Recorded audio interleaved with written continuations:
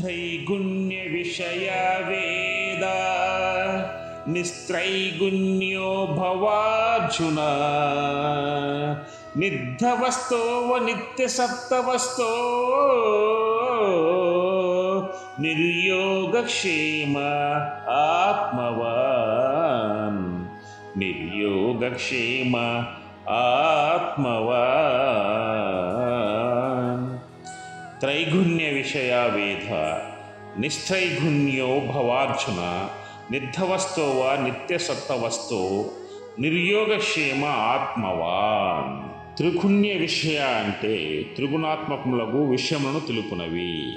నస్త్రైగుణ్య అంటే దీన్ని నిస్త్రైగుణ్య కూడా అంటారు. నిస్త్రైగుణ్య అంటే త్రిగుణములను విడిచిన వాడవును లేక త్రిగుణముల వలన కలుగు విషయాలను త్యజించిన వాడవును అని.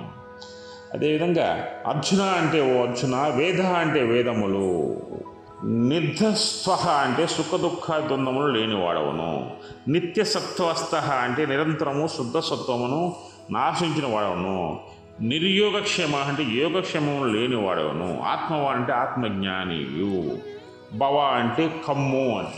ఓ అర్జున, వేదములు అందరి పూర్వభాగము కర్మకాండము త్రిగుణాత్మకములకు సంసార విషయములను తెలుపునవిగా నున్నవి. నీవు త్రిగుణములకు వదిలిన వాడవును, ద్వంద్వములను లేని వాడవును, నిరంతరము శుద్ధ సత్వం ఆశ్రయించిన వాడవును, యోగక్షేమముల దృష్టి లేని వాడవును, ఆత్మజ్ఞానియు కమ్ము. ఈ గుణములందరిని దాటి ఎవరంటే భవబంధాలు. ఇక్కడ నీకు గుణములన్నీ దాటాలంటే కుటుంబంలో ఉన్నటువంటి అన్నదమ్ములు కానీ అప్పజల్లు కానీ అక్కజల్లు కానీ అందరినీ కూడా బంధాలను త్యజించేయాలి. అదేవిధంగా మీకు సుఖ దుఃఖాలు అవి ద్వంద్వములు అంటాము. సుఖ దుఃఖాన్ని ద్వంద్వములు అంటాం.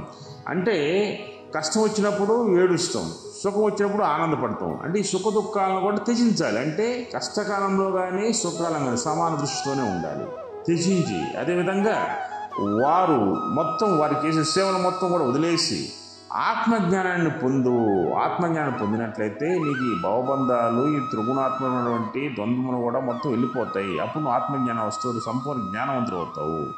ఎప్పుడైతే నువ్వు సంపూర్ణ జ్ఞానవంతుడు అవుతావో నువ్వు ఎందుకు యుద్ధం చేయాలో నీకు అర్థమవుతుంది. ఇక్కడ ధర్మ పరిరక్షణ కోసం యుద్ధం చేస్తున్నావు కృష్ణ. అందువల్ల నువ్వు భవబంధాలను త్రిగుణాలను ద్వంద్వాలను విడిచిపెట్టు, ఆత్మజ్ఞానాన్ని పొందు. ఆత్మజ్ఞానాన్ని పొంది నీవు యుద్ధం చేయి అని శ్రీకృష్ణ భగవానుడు అర్జునుడికి ఉపదేశం చేస్తున్నారు. అదేవిధంగా ఇక్కడ రామచంద్ర సిద్ధాంతి అంటే నా మాటలో చెప్పేది ఏంటంటే ఇక్కడ బంధాలను వదిలేయమంటున్నారు, అదేవిధంగా సంసారాన్ని వదిలేయమంటున్నాడు, అదేవిధంగా వాళ్ళకి చేసే సేవ వదిలేయమంటున్నాడు భగవానుడు. ఇక్కడ వదిలేయమంటే శ్రీకృష్ణ భగవాన్ దృష్టిలో పూర్తిగా వదిలేయమని కాదు. నీకు కుమారులు, కొడుకులు, అత్తమామలు, అన్నదమ్ములు, అప్పజెల్లిళ్ళు, తల్లిదండ్రులు, పినతండ్రులు, మేనమామలు అందరూ ఉంటారు. వీళ్ళకి నువ్వు చేయవలసిన సేవ చేయి. అదేవిధంగా పెళ్లి చేసుకొని వచ్చేసి ఇద్దరు బిడ్డలు పుట్టాక నాకు సంసారం మీద ఇష్టం లేని చెప్పి భార్య బిడ్డను వదిలేసిపోయావు అనుకో, అది మహాపాపం.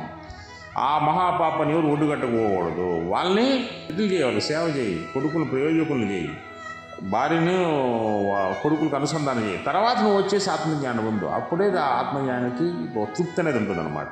అందరూ ఏం చెప్తారంటే మొత్తం సంసార బంధాలు వదిలేసి రావాలంటారు. సంసార బంధాలను ఎప్పుడు వదిలి రాకూడదండి.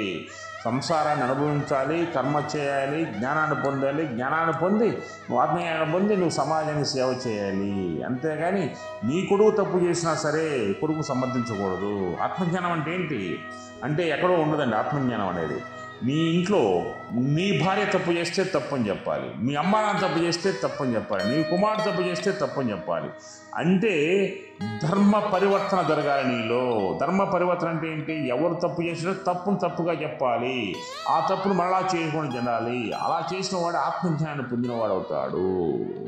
అంటే ఇక్కడ నీకు ఆత్మజ్ఞానం పొందవాడి కుటుంబాన్ని వదిలేసి వచ్చేసేయి జై శ్రీరామ్ జై శ్రీకృష్ణ అనుకోమని కాదు ఆయన భగవానుడు చెప్పేది. నీవు ఆత్మజ్ఞానం ఎప్పుడైతే పొందుతావో, అందరిని సమాన దృష్టి చూస్తావో, నువ్వు జ్ఞానం అవుతావు. అప్పుడు నీకు ఇటువంటి బాధలు సుఖాలు రెండు కూడా సమానంగా చూస్తావు అనేది శ్రీకృష్ణ భగవానుడు యొక్క వాచ.